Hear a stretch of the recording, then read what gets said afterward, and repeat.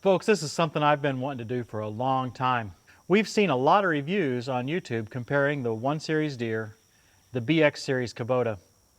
Quite frankly, when Christy and I sit down to watch some of those reviews, they're very frustrating, and it doesn't matter who's doing the review, it seems that the bias is just overwhelming. It takes all the objectivity out of the reviews, and so we're excited to be able to do one of these for ourselves, and hopefully we can actually provide some useful information. Obviously, anyone who's looking at any piece of equipment or any topic has a bias. We can't help that. But hopefully, we can show some objective points and then state specifically where we're sharing opinion, and you can make your own decision. You must understand, I don't really care which tractor you buy. I do like all tractors. It doesn't really matter to me, so I don't have that kind of bias here. Now, full disclosure, we do have a relationship with AHW LLC, a local John Deere dealer, and they've provided Johnny 2, the 2038R, and Johnny 5, the 5075E, as well as the Gator, Alley the Gator. That's a rental agreement where they're subsidizing the rent. We still pay what I consider to be a lot of rent on it. So it's not a free arrangement. It's still costing us some money. Having said that, there's nothing with that relationship that prohibits me from having this tractor here and showing it in great detail. There's nothing that prohibits us from saying whatever we want. In fact, there's no contract at all there. Further, on the bias, I chose the John Deere 1 Series for myself. So having said that, I'm going to do my very best to provide you objective information, and in the areas that are opinion, I'm going to share that this is an opinionated area. Now, don't expect this series to focus on the same cheesy arguments that you've seen in some of the other reviews. This is not a metal versus plastic hood kind of discussion. Quite frankly, I don't enjoy those. I feel like we just tend to divide ourselves over silly items. So that's not our objective here. We want to try to provide useful information that you can use to make a decision for your tractor needs. One point I should mention, why Kubota versus John Deere?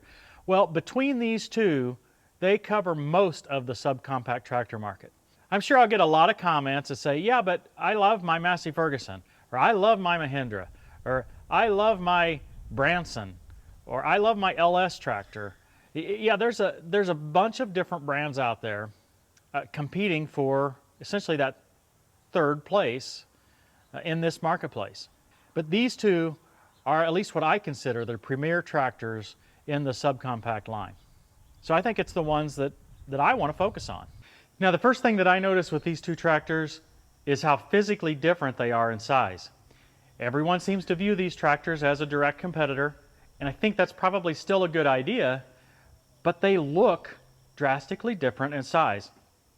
From a total width standpoint, the Kubota BX is about 3 inches narrower. I measured to the bulgy part of the back tires. It's about 45 inches. The Deere's just about 48 inches, maybe just a smidgen less than that. The same seems to be true on height. The Deere is a little taller. You can see that the hood is taller. The seating position is taller, maybe a couple inches. We'll measure that at some point. Overall, it just looks like a bigger machine. I also noticed a difference in wheelbase. The Kubota wheelbase slightly smaller than the Deere. But when we get to the front loader extends a little further at ground level, extends a little bit further on the Kubota than the Deere. It's a little further away from the tractor. I don't know what to do with any of this yet. All I know is it's different. It looks different. We'll kind of file that away, and as we go through the review, we'll bring that up in more detail. I expect this review to take several episodes. I'd like to go through it in some depth, different angles, hopefully with a little bit more information and more practical information than what we've seen in some of the other online reviews. So, plan for this to be a series, and hopefully an informative series. We're going to start on the 3-point hitch. That should indicate right now, this is going to be a different type of review than what you've seen on other channels. I don't know that I've seen much discussion on the similarities and differences of the 3-point hitch of these two tractors. And, maybe some folks don't care. I do. As you've seen, we use a lot of 3-point hitch attachments. We find them very useful. So it's important One of the challenges that a subcompact tractor has is lift height. That's probably the number one. So we need to evaluate that. We also want to evaluate lift capacity. Typically, I haven't had a problem with lift capacity on the 1025R. Let's just see how it compares. Just like we said at the top of the episode, the 1025R looks bigger. I don't know if that's going to translate into larger capacities, higher lift heights, etc. I haven't measured this yet. You're going to see it live with me. But what I do notice is things just look bigger. For instance, the lift arms are longer. Now, how's the best way to measure these? I chose to kind of measure, just kind of haphazardly, measure from the center of the ball joint down at the bottom up to the ball joint up here. Now, there's an angle in this arm, so it's not a perfect measurement, but it's somewhere around 24.5 inches. I might do it on this other side here. Yeah, somewhere around 24.5 inches. Now on the BX, if I make that same measurement, it's about 20.5 inches. So something's going to be different here. Better, worse, I don't know, but something's going to be different. Both machines have stabilizers to keep the arms from going too wide, to allow you to put some control on your attachment. So if, for instance, if you have a tiller, you don't want it to trail on its own off to one side or the other. You can use these stabilizers to prohibit that. I mention this because they're done totally differently on the two tractors. On the Kubota, it's on the inside between the arms, okay? It doesn't do anything to keep the arms from going inward. I see that as kind of an advantage when you don't have anything attached. If you don't run a quick hitch on your tractor, this tends to gravity kind of pulls the arms together and keeps them out of the way. I kind of like that. To adjust these stabilizer arms, you simply turn this rod, and that will allow you to limit the outward swing of the arms. Now on the negative side, I've seen some folks complain about these being in the way of certain attachments that are on the inside. By the way, on these small tractors, there always seems to be something in the way. So everything is a compromise. There's just not much space on these smaller tractors. If you have both of these turnbuckles cinched tight, or almost tight, and that's the way I would typically run them, so that there's not much play. In fact, I would tighten them up tighter than this on my tiller. If you have them that tight, then you're not able to get the 3-point hitch arm detached. So see, now they're absolutely tight and it's still on. And it would be worse, you know, if I had them tighter. So I can't find any alternative other than to loosen one of these sufficient to allow it to swing. Once I get one of them loosened, I can get it off. Now this only applies if you're not using a quick hitch. If you're using a quick hitch, you don't have to move these arms in and out to get them off the pin, right? So if you're using a 3-point quick hitch, this is a non-issue.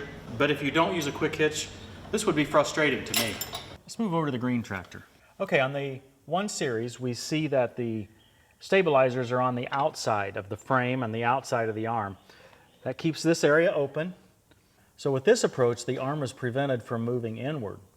On the Kubota approach, the arms are limited from moving outward. Now, I do see a lot more space in here. So if there is an attachment, I have seen plows that have a portion of the plow come up through here. Sometimes other attachments have things in front of the actual 3-point lift arms. There's more space on this tractor than the other. Let's see if I can measure that. This doesn't really count. This is an add-on. So let's measure to the PTO shield. I'm going to lower these lift arms to roughly level with the PTO shield. I see 17.5 inches or so. Don't take that to the bank, but it gives you the idea. On the BX, if I measure to the PTO shield on the BX here, it's about 15 inches, it looks like, maybe 15.5. Maybe I'll be able to measure this again with an attachment on board, and that might help us get some more objective numbers. In general, there's not as much room in here with the BX as there is with the Deere. I'm not sure if that matters. With most attachments, everything's behind the 3-point hitch. We'll see how that works out on our attachments. One thing I'm a little nervous about is whether I'll be able to attach my tiller, if this is going to be a long enough area, if I can attach my tiller without cutting the PTO shaft further. That will really dampen my enthusiasm because I'm not going to cut the PTO shaft on my tiller. Who knows, I may have to call for help and get somebody else's tiller to try out on this tractor. Okay, I'm going to choose to measure to the bottom of the tip of this pin right here. It's 25 1/8. I'm going to do all of my measurements on the left-hand side of the tractors. The reason is this is where the fixed bar is. I don't know if you can see it right here. The right side has a turnbuckle that you can adjust so that you can angle your attachments as you wish. The left side is fixed on both machines, so it's the most objective place to test. 25 1/8, 25 1/4 on the Kubota. We're in the lowest position now. I need to measure that as well, but I'm going to adjust the 3-point top link here such that my heavy hitch bar is level at the lowest point. And then I'm just going to let you visualize how much it tilts inward as it goes up. Still trying to find some differences in the geometry between the two machines.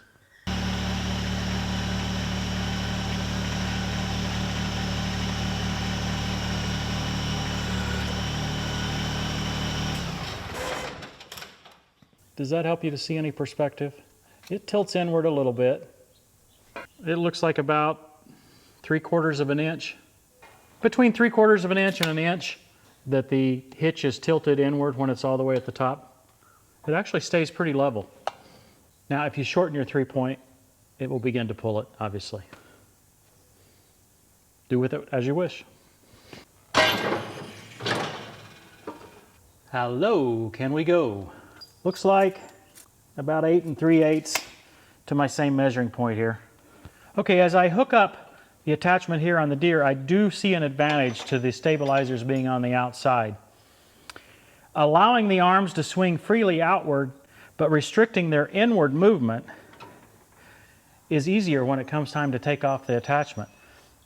You don't have to loosen the turnbuckle to remove the attachment. If you're restricting the arms to move it outward, like on the Kubota, you'll have to have them tight against the attachment on both sides to operate, and then you'll have to loosen them to allow it to come free. Okay, let's start with the low. On the low side, we are at about 8 3/4, so about 1/4 inch higher than the Kubota. On the high side, about 23 1/2. So this is less than the Kubota. It's an important measurement. Sorry about the rain, guys. Okay, we're all the way down. I've chosen it as level. Let's see how much it turns inward going upward.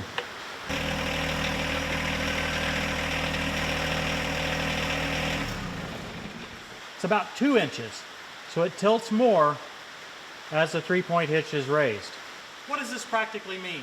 This means that your actual 3-point hitch attachment, say especially a longer attachment like a brush hog mower, will actually be lifted higher since it's tilting more as it goes upward. I don't know if there's a disadvantage to that. I can see the advantage in that scenario where you are trying to lift something, you want it to really get up high out of the way. Maybe that compensates a little bit for the decreased lift height on this machine. Okay, some commentary on the lift height and the geometry based on the size. Remember, we started this episode saying how much larger the 1025R appears on the outside than the BX. When it comes to the extremes of the lift heights, both low and high, the BX has an advantage. Seems interesting, with shorter lift arms, shorter stance overall, it's got the higher lift height. Now, where are the limitations of the BX? Well, because of that shorter coupled nature, there's less space in there between the arms when you've got an attachment on than there is on the Deere. Let's move on to lift capacities. For this part of the episode, I'm going to have to work. I've chosen to use a heavy hitch bracket here that I haven't shown you before. I've chosen this one because, well, it's too big for a subcompact tractor. It's just not necessary. This bracket is made for 100-pound John Deere weights. You can find weights more cost effectively in this 100-pound size than you can in the 42 or 70-pound size. So it might be an option for you. I chose this bracket because we can load it up heavy enough that neither tractor should be able to lift it. And hopefully that'll give us some objective measurement here.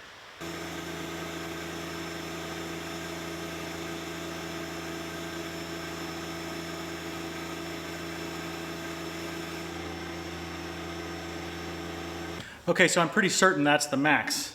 I don't think we could have lifted another 15 pounds even with this. It took it a good while to get lifted, but it did eventually get to that max height. This is 1,000 pounds of weight plus 65 pounds of heavy hitch bracket. This is 1,200 pounds plus the 65-pound bracket. The BX lifts it handily, well, until it gets right up at the top of the range. Looks like that's about the maximum we can get all the way to the top.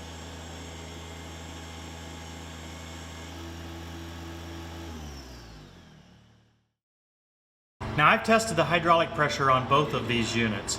The Deere is right at 2100 PSI, which is spec. That's well publicized in the Deere documentation. I tested the BX. It is at 1900 PSI at full throttle. I can't find a spec on that. I did take apart the spring mechanism in the back where people insert shims to get higher pressure. Since this is a used tractor, I have no idea of its history. I did not see any shims. All I saw was the solid piece right at the bottom. In fact, I couldn't get anything out of it. So no shims were added to this machine. It's 1800 PSI at idle, 1900 PSI at full throttle. Let me know if you think that's in spec. I couldn't find anything definitive on that. Okay, that's it for the academic portion of the test, and the Kubota won pretty soundly in that aspect. Lifted more, lifted higher, lowered lower, and only had a couple of things that I just didn't really care for that much. But you know what? What really matters is how things behave in the field and how it works out here. You know, when I first get here to the field, I'm reminded that the Kubota does not have a position control. I should have mentioned that in the earlier section. So what does that mean? What it means is that the Deere has a lever that if you push the lever further, the 3-point is allowed to go down further. So wherever you position that lever is the point at which the 3-point hitch will stay. The Kubota, and as far as I know every other brand, does not have a position control. It's got a simple up-down lever, basically like your loader. I see two issues with that. One of them is obvious.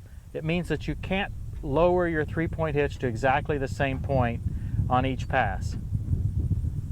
That's illustrated in a video that's done by Deere, and they like try to lower the tiller right on a can or something, and that's interesting and all, but I found another point when I was doing some tilling here just to get ready for this. I always push my lever all the way forward on the Deere with the tiller because I want it to float. I want it to go as low as it can. We have a lot of humps in this garden, as you've seen over the course of our earlier episodes.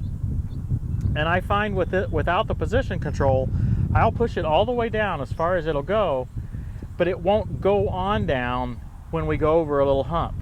So if we go over a little hump, a place where the tiller is, I have to push the lever further to go down.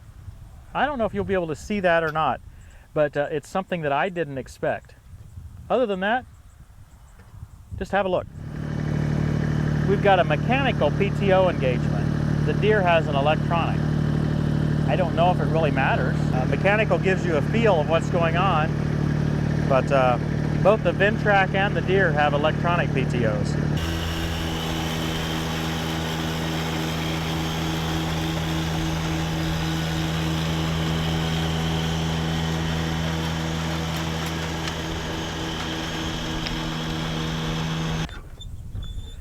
Now you Deere fans are saying, what do you mean you're not taking the mower deck off before you till? Well, of course not. It's too much of a pain to get off.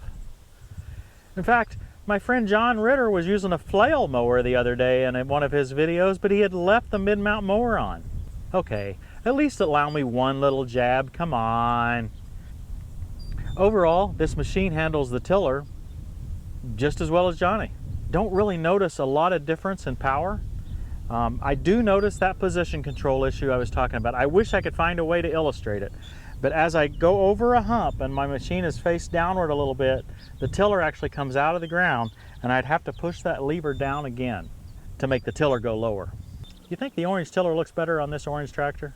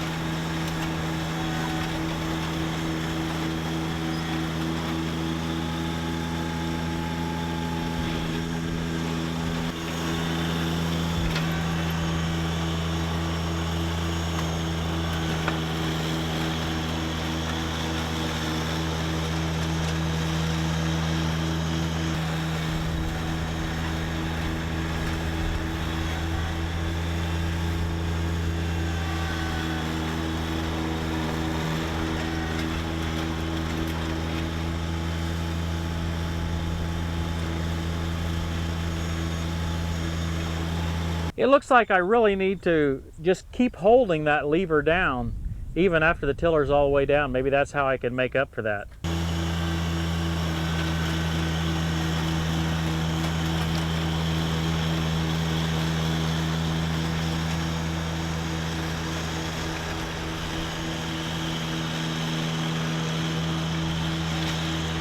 I think that pretty much covers the tests I had in mind for the 3-point hitch. You may have more ideas. If so, leave them in the comments section below. So let's summarize what we've done. We started with some academic testing. First, we tested how high the 3-point hitch would lift and how low it would go. The Kubota won on both of those tests. It would lift higher and it would go lower. Next, we tested lift capacity. Again, the Kubota lifted 200 pounds more. Now, this doesn't compare to the specs you see online because they talk about being 24 inches back from the lift pin. We weren't that far back. That's why our numbers are going to be higher. But it's fascinating how much different they were than the specs published by the manufacturers. They differ by 1 pound for the 24-inch back. Maybe we need to repeat that if we can figure out a way to get some weight 24-inch back, and I'm just not sure how to do that yet without doing some fabrication. The next thing I looked at was a little bit of how the 3-point hitch was made or constructed. The stabilizers are on the inside on the Kubota versus being on the outside on the Deere. I prefer the outside, and I explained why. So Deere scores a point there. The last thing I talked about in the shed was the distance of the attachment from the tractor. I thought there would be a problem connecting this tiller. I thought that my shaft would be too long because I thought Johnny was longer in that area, but it connected right up without any issue at all. Maybe that's a non-issue, so I'll just kind of throw that out.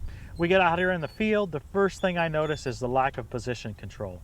After having that for 5 years on my Deere tractor and growing up with it on every farm tractor I've ever used, I find that a severe limitation. So who wins? I don't know. That's for you to decide. The capability tests were clear. If you don't care about position control, if you don't think the stabilizers bother you, then I think Kubota won this round. On the contrary, if you think that position control is an important feature, there's no way to work around that, to my knowledge, on this machine, or any other brand other than Deere that I know of. I hope you've enjoyed this. This is kind of the flavor that we have in mind for testing a lot of different areas. Don't hesitate to leave your comments. I enjoy your feedback. What do you think? Anyway, thanks for watching, everybody, and we'll see you next time on Tractor Time with Tim.